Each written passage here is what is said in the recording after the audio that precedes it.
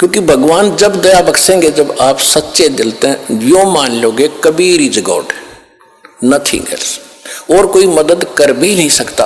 तो ये सारा ज्ञान सुनाने का दास का उद्देश्य भी यही है कि आपको सब प्रमाण दिखा के ये सिद्ध कर दूं कि ये परमात्मा है, इसके बिना सुख कोई दे नहीं सकता, कर्म संस्कार बदल नहीं सकता।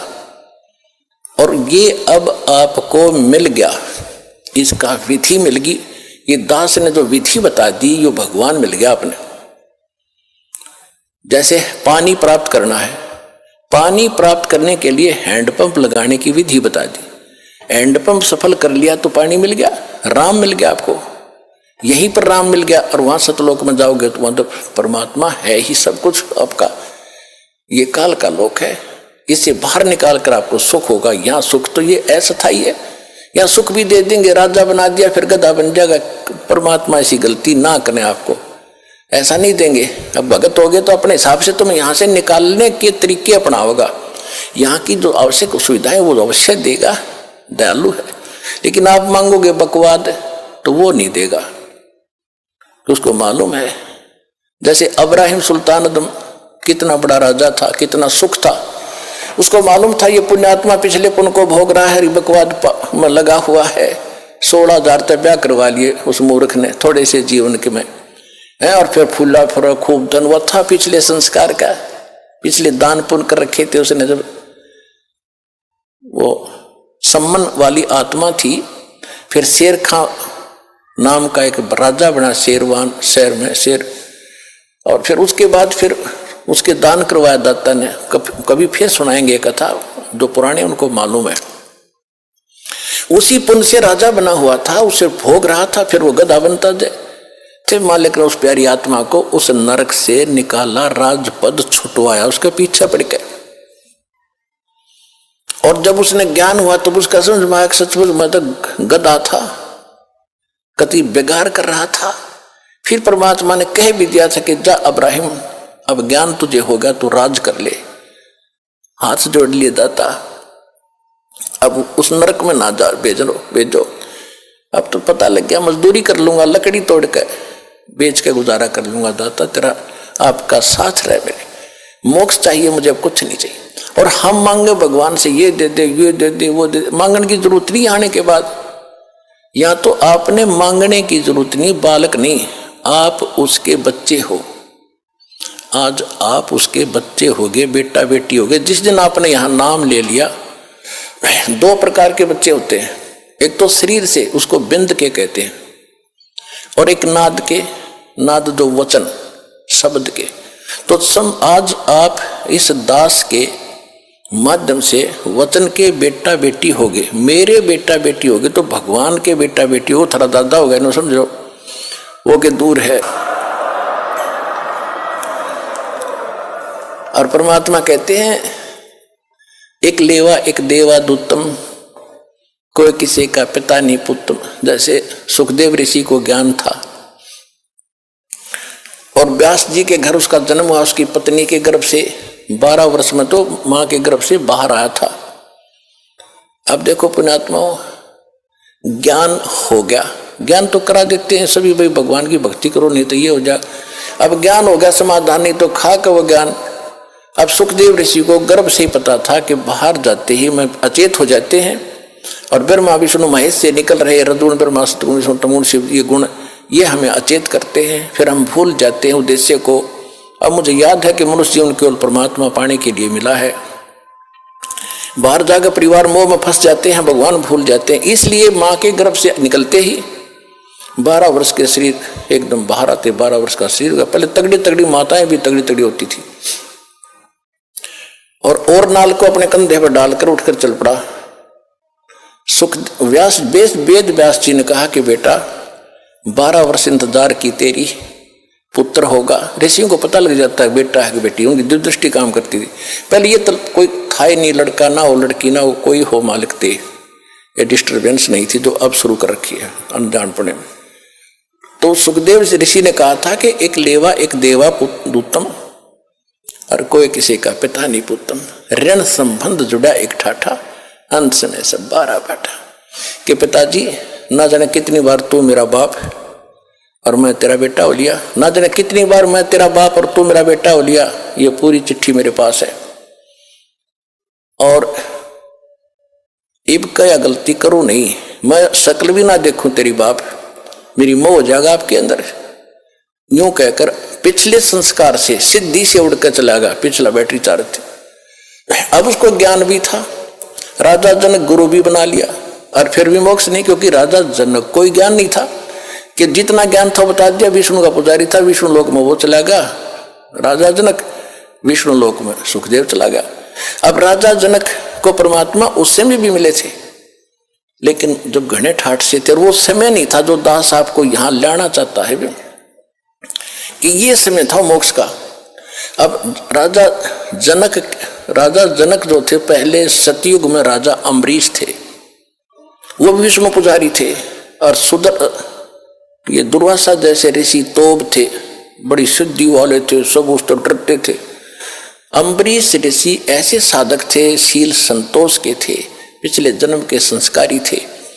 दुर्वासा की सिद्धि ने भी काम नहीं किया उसके ऊपर, आप पे फेल हो गया। बल्कि राजा अम्बरीश के पैर पकड़कर जान बचवाई थी उस दुर्वासा ऋषि। और वही ऋषि अगले जन्म में फिर राजा जनक हुआ। और वही राजा जनक फिर चला गया स्वर्ग में। रास्ते में काल कैसे चोरी करता है, कैसे ठगता है आपको। पुण्यात्मा, एक एक प्रश्न को ध्यान से रखना, प्रत्येक में एक न्यारा न्यारा गुड़ रहस्य निकलेगा। जब राजा जनक ने अपने शासन काल में, जीवन काल में राजा था, बहुत गुणे धर्म पुण्य किए थे, बड़ी बड़ी यज्ञ की थी, 100 मन घी की, सैकड़ों की संख्या, और काफी दान किया था, गौवें दान की थी ब्राह्मण ऋषियों को। लेकिन वो मंत्र ठीक नहीं थे। जैसा किया दान धर्म वो तो मिलेगा ही मिलेगा। तो राजा जनक जब जाने लगा, विमान में बैठकर जा रहा था, काल के दूत वहां से, रास्ता था एक, वहां से ले जा रहे थे। वो काल के दूत नहीं थे उसके साथ थे विष्णु जी के गण, विष्णु जी के गण, और साथ में कुछ यमदूत भी उसी जहाज में बैठे जा रहे थे। तो वहां जाकर जब एक नरक के साथ से उनका विमान गुजर रहा था, तो नरक के अंदर 12,000 आत्माएं अपने किए हुए पाप कर्मों का वहां दंड भोग रहे थे, हाहाकार मचा था, चिल्ला रहे थे। और वो राजा था, दयालु राजा था, अपने राज्य में किसी को कोई दुख होता था तुरंत उसका निवारण करता था, उसको शांति देता था, किसी को दुखी नहीं होने देता था। तो जब उसने वहां जाकर हाहाकार मची देखी तो कहा कि पार्क दो, विमान रोको। विमान रोक दिया कि ये चिल्लाहट कहां से आ रही है, कौन दुखी है इस नगरी में। उन्होंने बताया जी ये नगरी नहीं है तो नरक है, इसमें 12 करोड़ 12 करोड़ आत्माएं इसमें दुख अपना कर्म का दंड भोग रही हैं। राजा ने कहा कि इनको को छोड़ दो, इनको निकालो इससे। तो पार्षदों ने जो साथ गए थे भगवान के दूत, उन्होंने कहा कि राजन, या आपका हुक्म नहीं चलेगा, या तो धर्मराज का हुक्म चलेगा कि धर्मराज को बुलाओ, धर्मराज के पास ले चलो मुझे, या धर्मराज को यहाँ धर्मराज को बुलाओ, और नहीं तो मुझे भी यहीं छोड़ दो, मैं भी इस नरक में इनके साथ ही रहूंगा, आगे मैं भी नहीं जाता। अब वो संदेशा धर्मराज के पास गया। धर्मराज ने आके पूछा कि राजन क्या कारण है कि ये सब इनको छोड़ो, ये बहुत दुखी हो रहे हैं, मुझसे देखा नहीं जाता। तो उसने बताया जी देखो यहाँ ऐसा नहीं होता, जिसने जैसा कर्म किया वो भोगना ही पड़ेगा, ये मेरी बही मेरी पैड में लिखा है, रिकॉर्ड में, इनको कोई बदल नहीं सकता, मेरी ताकत नहीं है बदलने की। तो राजा जनक ने कहा कि मुझे भी यहीं छोड़ दो, कि ये भी मैं नहीं कर सकता, आपको यहाँ छोड़ने का आदेश नहीं भगवान का, आपको कैसे छोड़ूंगा। तो कहने लगा मैं तो जाता नहीं, करो जो आपने करना है। अब ऐसे पुण्यकर्मी आदमी के साथ, आत्मा के साथ वो भी ज्यादा खस्सा खसाई नहीं करते, फिर अपनी चापलूसी यानी चाणक्य ऋषि अपनाते हैं। धर्मराज ने कहा कि एक काम हो सकता है, आप अपने पुण्य दे दो, इनको पुण्य संकल्प कर दो, उन पुण्यों के आधार से मैं इनको सबको नरक से निकाल दे दूंगा, निकाल सकता हूं। आपके पुण्य इनको मिल जाएंगे, आपको इतना फिर डेबिट हो जाएगा, आपके पुण्य कम हो जाएंगे। राजा जनक बड़े दयालु थे। परमात्मा कहते हैं देखो दयालु होना जरूरी है, लेकिन अपने दयालुता में अपने पैर पर कुहाड़ी मारना कोई दयालुता नहीं है, वो तो मूर्खता है। राजा जनक ने कहा कि ठीक है, मैं इनको अपने आधे पुण्य देता हूं, जितने मैंने धर्म पुण्य किए, भक्ति भक्ति करी है।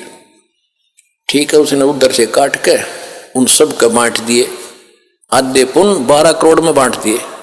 उनको सबको बाहर निकाला, अलग से विमानों में बैठाया, राजा के पीछे पूरा लश्कर भेज दिया, चल। अब वो सारे स्वर्ग में चले गए। देखो पुण्यात्मा, ये आपका चोरी हो रही है, आप कहां तक ठग लेता है, काल का जाल कितना भयंकर है। तुम तो यहां तो पता ही नहीं, या तो आप ठगे जाते हो, आपके पास तो कोई पूंजी है कोई नहीं, वह बांट बूट के यही हो लिए, उसको तो और पूंजी लेकर जा रहा था, वहां ठग ली। अब वो 12 करोड़ आत्माएं पहुंच गई स्वर्ग में, ठाठ से रह रही है उसके पुण्य से। और जब वो पुण्य राजा जनक के दिए हुए वो बख्शे हुए खत्म होंगे, उसके बाद वही आत्माएं फिर पुनः उसी नरक में आएंगी जो उनके पाप न्यू के न्यू रखे थे, वह फिर भोगने पड़ेंगे। उधर से राजा जनक का जब वो आधा खाली कर दिया है, वो फिर खत्म हो गया त्रेता में, द्वापर में तक वो वही रहा, स्वर्ग में इतने पुण्य थे। अब कलयुग में वही आत्मा राजा अम्बरीश की, राजा जनक बने, फिर राजा जनक की आत्मा ये श्री नानक देव जी बने तलवंडी के अंदर।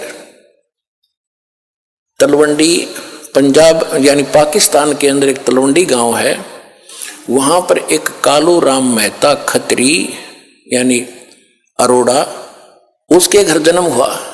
उसका पिता पटवारी था और स्वयं ये नौकरी करने लगे। फिर एक सुल्तानपुर शहर में एक राजा था, नवाब था, और वहाँ इसकी बहन ब्याही थी नानक साहिब जी के, जो सिख धर्म के प्रवर्तक हैं श्री गुरु नानक देव जी। ये आदरणीय आत्मा कहाँ थी? अम्बरीश, सतयुग में राजा अम्बरीश, लाखों करोड़ों सेना इसके साथ, और हाँ जय जयकार होती। राजा जनक, लाखों सैनिक, लाखों नौकर इसके हाथ जोड़े खड़े रहते थे। और फिर वही अपने पुण्य से खत्म करके क्या बने? स्वयं सुल्तानपुर के नवाब के एक मोदी खाने में नौकर बने।